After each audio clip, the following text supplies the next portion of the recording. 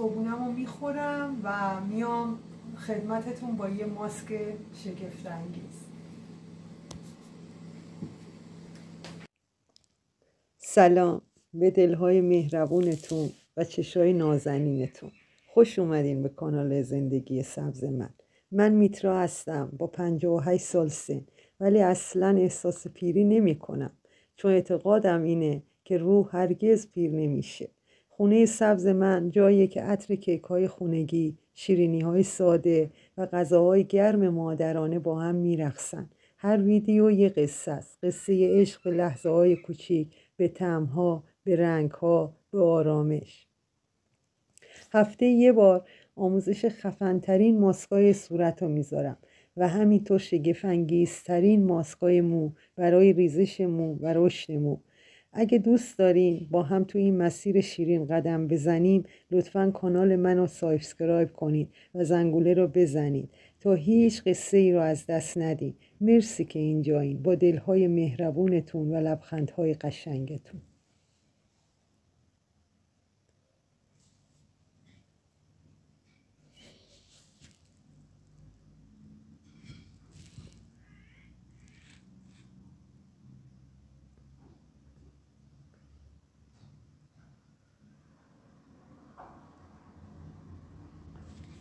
سلام، من بیژن هستم.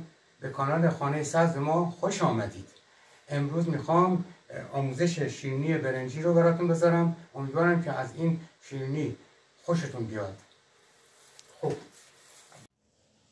خب عزیزان، تصویر رو ببینید. ما رو دور تون نذاشتیم که کاملا متوجه بشین. روغن جامد یا کره رو در همزن میریزیم و حدود 1 دقیقه هم میزنیم که یه بافت نرمی پیدا کنه.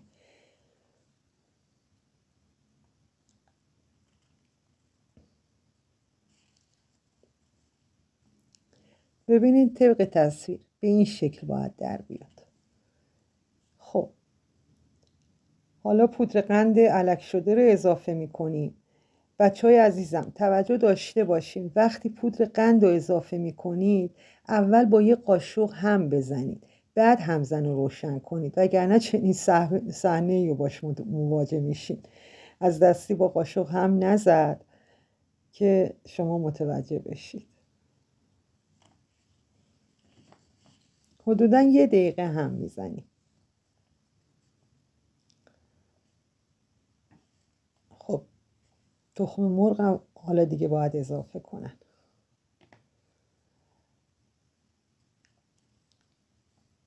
بله، تخم مرغ هم اضافه میکنیم و 1 دقیقه دیگه با همزن هم زده میشه.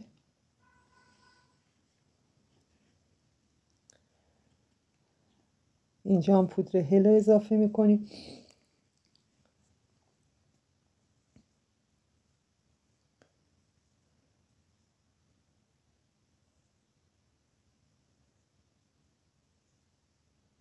خب به ظرف مورد نظر انتقالش میدیم.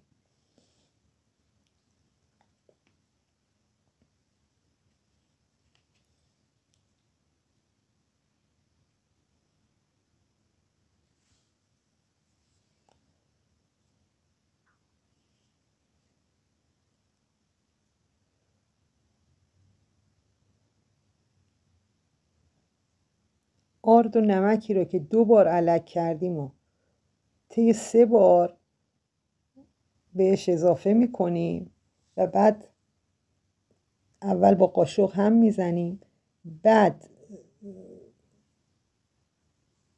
ورز میدیم.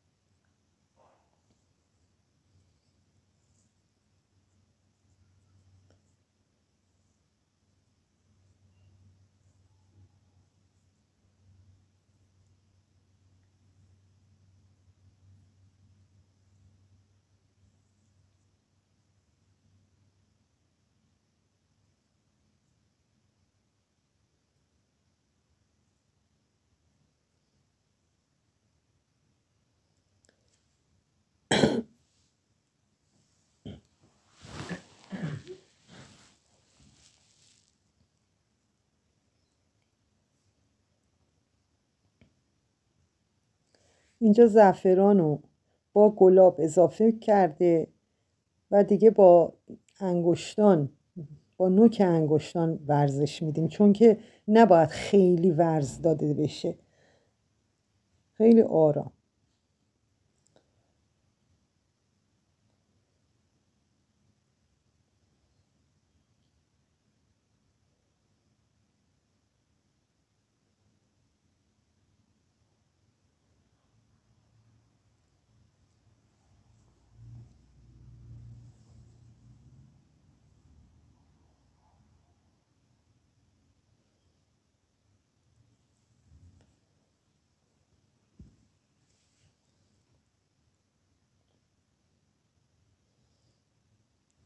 پلاستیک میذاریم روش، درشم میبندیم،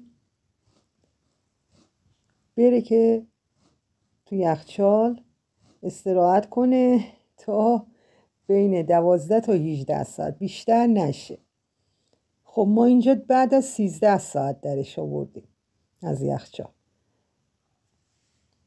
از مواد به اندازه 1 گردو بر میداریم، گرد میکنیم و با فاصله تو سینی میچینیم.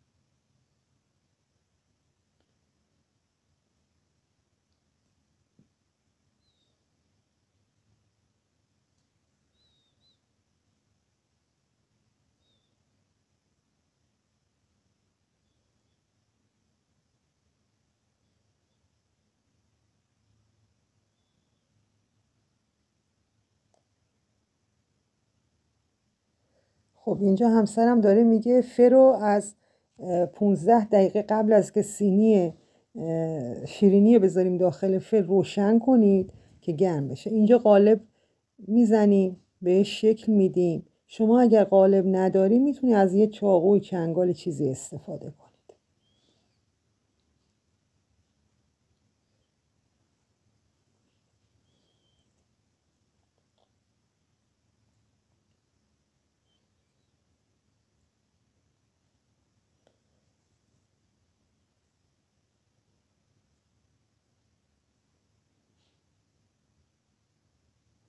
خب الان میره تو فر با درجه حرارت 170. اگه کسایی که فر برقی دارن با درجه 160 تزیینش میکنیم با خرفه و میره تو فر. وقتی هم از فر درش میارین حتما سرد بشه، دست بهش نزنین چون خورد میشه، بذارین سرد بشه، به راحتی در میاد.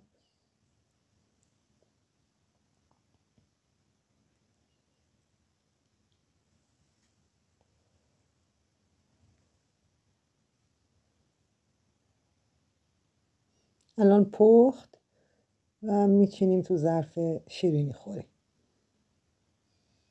ببینید خیلی راحت در میاد، چیزی نیست که بچسبه، به راحتی در میاد. باید ببینید کف شیرینی ها، ببینید باید این شکلی بشه، نسوزه. امیدوارم درست کنین، لذت ببرین. تقدیم به نگاه مهربان شما عزیزان.